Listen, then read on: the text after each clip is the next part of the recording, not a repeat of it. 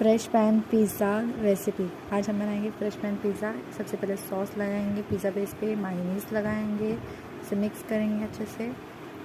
उसके बाद ऑनियन डालेंगे स्लाइस कट करके, फिर कैप्सिकम, फिर टमाटो,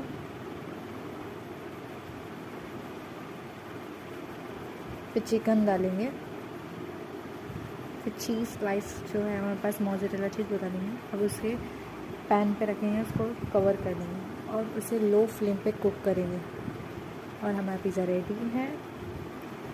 अब उसे कट करेंगे चिली फ्लेक्स और ऑरिगेनो डालने के बाद। Ready to eat. Thanks for watching. Like, share, subscribe and comment.